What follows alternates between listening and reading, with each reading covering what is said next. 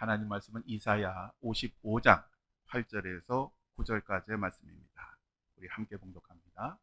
이는 내 생각이 너희의 생각과 다르며 내 길은 너희의 길과 다름이니라. 여호와의 말씀이니라. 이는 하늘이 땅보다 높음같이 내 길은 너희의 길보다 높으며 내 생각은 너희의 생각보다 높음이니라. 아멘.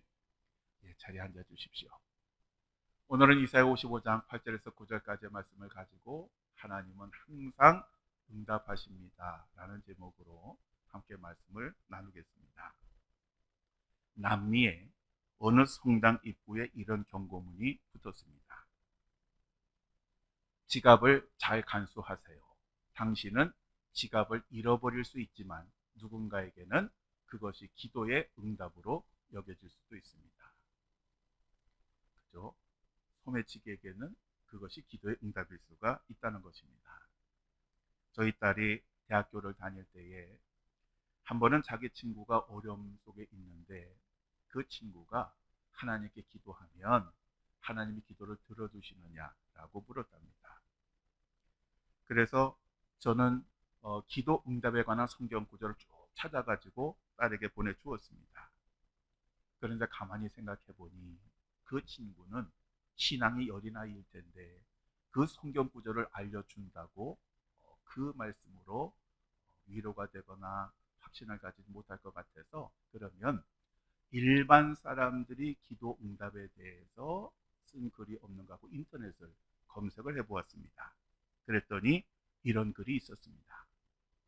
이 사람은 4년 전에 세상에서 가장 사랑하는 사람을 잃었습니다. 그 잃은 사람은 이 사람이 살아가는 유일한 희망이었고 12년 동안의 기도 제목이었습니다. 그래서 이 사람은 제발 이 사람을 살려달라고, 그리고 이 사람이 예수님 믿게 해달라고 그렇게 열심히 기도를 했습니다. 그런데 하나님은 그 기도를 들어주지 않으시고 그 사람을 데려가셨습니다. 그래서 이 사람은 절망감에 빠졌습니다. 그리고 몇 개월 동안 하나님을 계속해서 원망을 했습니다. 왜냐하면 원망할 사람이 하나님밖에 없었기 때문입니다. 자신의 사정과 형편을 다 아시는 분, 그리고 자신의 마음을 가장 잘 아시는 분이 하나님밖에 없었기 때문에 그 하나님을 계속 원망하고 불평을 했습니다. 그런데 하나님은 이 사람의 마음을 헤아리셨습니다. 사실 이 사람은 그렇게 하나님을 원망하고 불평했지만 뭐를 생각하지 못했느냐 하면 그렇게 고통스러워하고 슬퍼하는 자기 자신을 바라보는 하나님의 그 마음을 헤아리지는 못했던 겁니다. 그런데 하나님께서 그 마음을 깨닫게 해주신 것입니다. 그래서 그 깨달음을 주신 후에 이 사람은 하나님만이 자신이 살아가는 유일한 희망이고 자신의 모든 것이 되시고, 비록 자신이 기도했던 대로 이루어지지 않을지라도 여전히 그리고 영원토록 자기 자신과 함께 하시는 분이라고 하는 것을 깨닫게 되었습니다. 그래서 이 사람이 어느 날 교회를 가는 버스를 타고 가다가 시와 그림이라고 하는 찬양단이 부른 처음부터 마지막까지라고 하는 그런 복음성가를 듣게 되었습니다. 그 찬양을 들으면서 그 버스에서 아주 펑펑 울었어요. 사람들이 도대체 저 사람 왜 그래? 라고 할 정도 그렇게 울었어요. 그 찬양을 한번 여러분 들어보시죠.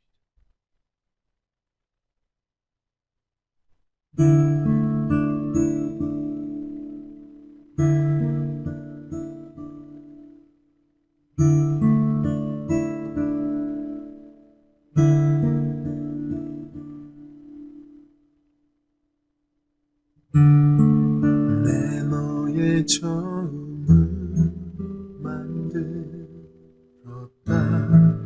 내 너의 마지막도 안단다. 내 너의 태어났을 때 왔고 기쁨을 이기지 못했단다. 내 사랑하는 아이야, 내 품에 자란 아이야 내 너와 함께 있었고 난 너와 함께 있단다 내 너의 삶에 굴곡을 줬고 난 그걸 통해 너를 만났다 내 너의 기도를 맘에 품고 내 나의 응답을 참았단다 내 사랑하는 아이야 내 손에 자란 아이야 내 너와 함께 있었고 난 너와 함께 걷는다 내 너의 버려진 맘을 안다 광야의 길 잃은 양의 마음 하지만 그날의 기억해라 난 너의 영원한 목자란다 내 사랑하는 아이야 내 품에 자란 아이야 나는 너와 처음부터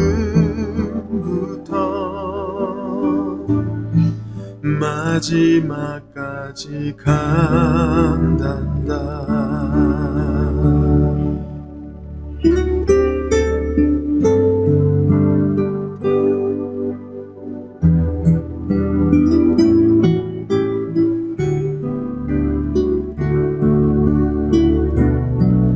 나는 너와 처음부터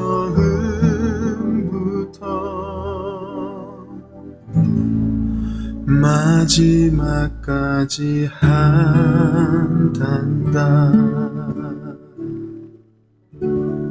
아멘. 이 가사를 보면 고통과 절망 가운데 있는 자녀를 바라보시는 그 하나님의 마음을 아주 잘 담고 있습니다. 그러니까 이 사람이 그 버스에서 하나님의 마음, 정말 사랑하는 사람을 고통스러워하고 그 기도를 들어주지 않은 것에 대해서 원망하는 그 자기 자신을 바라보는 그 하나님의 마음을 깊이 깨달은 거예요. 그래서 계속해서 울 수밖에 없었다는 겁니다. 이 사람은 그제서야 고난 가운데 있는 자기 자신을 바라보는 그 하나님의 마음을 알게 되었고, 그래서 열심히 기도를 했지만 그 기도대로 응답받지 못하는 사람들에게 이런 말을 남겼습니다. 하나님은 항상 기도 응답을 하십니다. 그것이 예스이든 노든요. 하나님께서 어떻게 당신의 기도에 응답을 하실지 모르겠어요. 다만 지금까지 쭉 그래왔듯이 그분의 신실하심을 믿었으면 좋겠어요. 하나님의 때가 있고 하나님의 계획이 있습니다.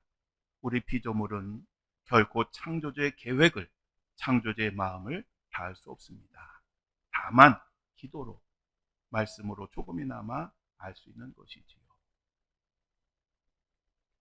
예수님은 십자가 죽음이 얼마나 고통스럽고 절망스러운지를 잘 아셨습니다. 그래서 그 십자가 죽음을 앞두고 너무너무 힘들어 하셨습니다. 왜 안 그렇겠습니까? 인간의 육신을 가진 그 예수님의 입장에서는 당연히 그런 것입니다. 그래서 예수님은 십자가를 지시기 전에 제자들을 데리고 겟세마네 동산에 가셨습니다. 그리고 제자들에게 간절히 부탁을 합니다. 내 마음이 매우 고민하여 죽게 되었으니 너희는 여기 머물러 나와 함께 깨어있으라. 그리고 조금 떨어진 곳에 가셔서 땅에 얼굴을 대시고 아주 애절한 기도를 시작하셨습니다. 그런데 예수님은 이렇게 고통스러워 하셨지만 결국 십자가 죽음을 선택하셨습니다. 왜냐하면 십자가 죽음이 예수님의 기도에 대한 하나님의 응답이었기 때문입니다.